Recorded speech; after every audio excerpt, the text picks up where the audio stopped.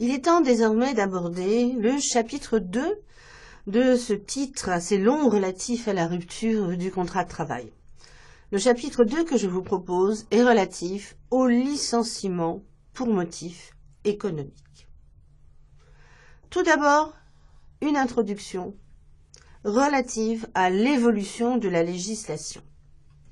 Il me semble en effet indispensable de regarder quelle est cette évolution pour comprendre où on en est maintenant.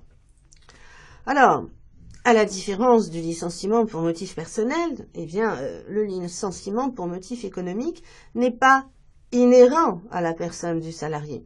Il repose sur des faits qui lui sont étrangers. D'où la tentation que peuvent avoir certaines entreprises d'entreprendre de faire des économies et de faire ainsi des licenciements pour motif économique, alors que les difficultés qu'elles connaissent ne sauraient mettre l'entreprise en péril. La législation relative au licenciement pour motif économique a subir, le terme est bon, de nombreuses évolutions. En 1945, la cause économique fait son apparition. Mais bon, à l'époque, le discours n'était pas vraiment prééminent.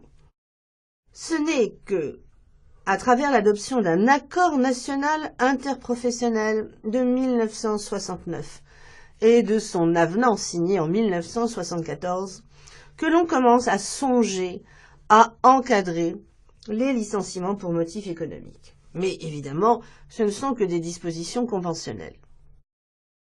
Le législateur va intervenir à son tour, à travers une loi du 3 janvier 1975. Cette loi a une particularité, c'est que elle a été décriée et aujourd'hui on reprend son contenu. Pourquoi? Eh bien parce qu'à l'époque, le législateur soumettait le licenciement pour motif économique à une autorisation administrative préalable telle que l'on connaît déjà à travers le licenciement des salariés protégés. Ce contrôle avait été décrié tout simplement parce qu'il avait pour inconvénient de faire reposer le poids, c'est-à-dire la décision du licenciement, sur l'administration. L'employeur disait « c'est pas moi, c'est l'administration ». Et puis, évidemment, on peut se demander dans quelle mesure une autorité administrative quelconque a des connaissances concernant l'entreprise, sa gestion, ses difficultés. Bref, ce contrôle a été abrogé par la suite par une loi du 30 décembre 1986. On n'en a plus entendu parler pendant des décennies. Mais de nos jours, comme je vous l'expliquerai plus loin, à travers la loi du 14 juin 2013, le contrôle administratif a fait un retour en force. Suite à l'abrogation de la loi de 1975, la loi qu'il faut noter est une loi du 2 août 1989. Il faut la noter parce qu'elle est toujours d'application pour l'essentiel, bien qu'elle ait été un peu modifiée par la suite, mais elle est toujours d'application. Quel est l'apport de cette loi de 1989? Eh bien, elle a transposé le contrôle externe qui était dévolu à la direction du travail, à certaines institutions de l'entreprise, et notamment au comité d'entreprise qui peut désormais exercer un contrôle interne sur la réalité des difficultés économiques. Et ce rôle que l'on confie au comité d'entreprise ne cessera de croître et croît toujours. Autre particularité, c'est que plutôt que de sanctionner, la loi va mettre l'accent sur la prévention. En effet, l'idée est d'éviter à tout prix le licenciement économique. C'est pourquoi on va imposer des obligations à l'employeur avant de licencier et après avoir licencié. Avant de licencier en amont, l'obligation principale, c'est l'obligation de reclassement. Tous les salariés dont le poste pourrait être supprimé doivent se voir proposer par l'employeur des postes de reclassement compatibles avec leurs fonctions.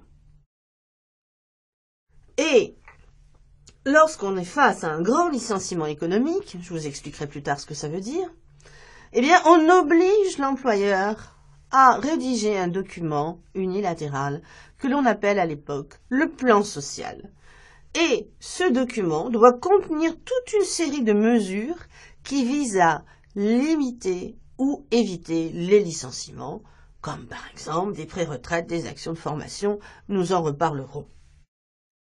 En aval, une fois que l'on a licencié, eh bien ma foi, l'idée c'est de faire en sorte que le salarié ne soit pas licencié de manière trop sèche. On va créer des mesures d'accompagnement au moment de la rupture du licenciement pour motif économique. Ce qui fait qu'en fait, vous allez très vite comprendre qu'il est plus intéressant d'être licencié pour motif économique que d'être licencié pour un motif inhérent à la personne du salarié. Je reviendrai ultérieurement sur ces mesures d'accompagnement. Pourtant, malgré cet arsenal, eh bien évidemment, vous êtes au courant, les licenciements économiques ont pris une certaine envergure. Ce n'est pas tellement peut-être leur nombre qui a augmenté, bien que ces dernières années, oui, mais c'est plutôt leur qualité. À partir d'un certain moment, on s'est élevé contre ce qu'on appelle les licenciements boursiers, licenciements que font certaines entreprises, eh bien, de manière à favoriser les actionnaires plutôt que les salariés. À l'occasion d'une alternance politique, là encore, à mon avis, vous avez deviné, la législation sur le licenciement pour motif économique fluctue en fonction des gouvernements en place. Je disais donc à l'occasion d'une nouvelle alternance politique, eh bien, dans la première moitié de 2001, certains députés socialistes et communistes se sont élevés contre ces licenciements boursiers. C'était l'époque de Danone, Marks & Spencer, etc. Suite à ces discussions qui furent complexes, fut adoptée une loi dite de modernisation sociale du 17 janvier 2002. Cette loi du 17 janvier 2002 est importante parce qu'elle va modifier certains petits points de la loi de 1989. Et parmi ces petits points, l'un est notable. Le plan social, eh bien, on ne dit plus plan social, on dit plan de sauvegarde de l'emploi. Certes, vous écoutez les médias, vous lisez les journaux, vous voyez marqué plan social, eh bien non, maintenant on dit PSE, plan de sauvegarde de l'emploi. Les gouvernements se suivent et ne se ressemblent pas, et suite à un nouveau changement de majorité, il y a deux lois intéressantes dont je peux vous parler. La première est une loi du 3 janvier 2003, dite loi Fillon, et la deuxième, c'est une loi du 18 janvier 2005, dite loi Borloo. Je vais traiter ces deux lois ensemble, de manière à synthétiser le propos. L'idée de ces deux lois est de mettre en place une négociation des licenciements économiques. En effet, l'employeur ne doit pas prendre seul la décision de licencier. On peut, à travers la négociation collective, demander aux syndicats qu'ils viennent conclure un accord visant justement à adapter le droit de licenciement économique, qui est assez rigide, aux particularités de l'entreprise. C'est ce que l'on a appelé les accords de méthode, comment bien licencier dans votre entreprise. Autre apport, et c'est notamment de la loi Borloo, eh bien, on a créé ce que l'on appelle la gestion prévisionnelle des emplois et des compétences, dont le sigle est GPEC.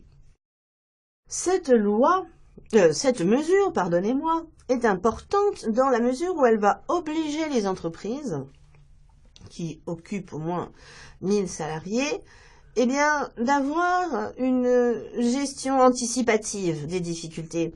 On va dire, eh bien voilà, dans 3 ans, combien aura-t-on de seniors, combien faudra-t-il embaucher de salariés, quels seront les métiers qui sont obsolètes en raison des nouvelles technologies. Vous l'aurez compris, cette obligation triennale de négocier sur la gestion prévisionnelle des emplois et des compétences a pour but d'éviter de devoir licencier de manière sèche à un moment donné. Qu'en est-il aujourd'hui? Aujourd'hui, les choses sont un peu compliquées. Il est difficile pour moi d'expliquer aux étudiants, voilà, il y a une bonne loi, c'est celle-là, faut la suivre et les autres, vous les oubliez. Ça ne peut pas être comme ça parce qu'il y a un mélange des différents textes et les plus récents vont apporter des précisions sur les plus anciens.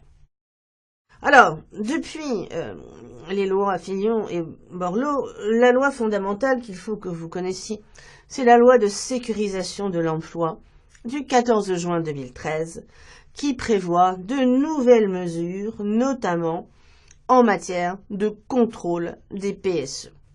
J'aurai l'occasion d'y revenir au moment des PSE. Mais je dois vous citer encore deux autres lois, pardonnez-moi. La deuxième loi est la loi Florange du 1er avril 2014, qui fait suite à des événements médiatiques dont vous avez certainement entendu parler, et qui va pousser les entreprises d'au moins 1000 salariés qui envisagent la fermeture d'un établissement à rechercher un entrepreneur avant un repreneur. Enfin, et nous sommes au mois d'octobre 2015, il faut évidemment vous parler de la loi Macron. Et oui, je sais, on vous en a certainement beaucoup parlé dans les autres cours, mais moi aussi, je dois vous en parler. La loi Macron du 6 août 2015 qui va corriger quelques règles de la loi du 14 juin 2013. Je vous propose, pour aller plus loin, parce que ce sont des points très techniques et que cela ne ferait qu'alourdir le cours de rentrer dans les détails, de vous renvoyer à un article qui est du professeur Patrick Morvan, intitulé « Le droit des licenciements pour motif économique retouché par la loi du 6 août 2015 ». Vous le trouverez au JCPS 2015, numéro 1320. Et vous aurez un aperçu des données techniques de la loi Macron qui vont modifier certains aspects du licenciement pour motif économique.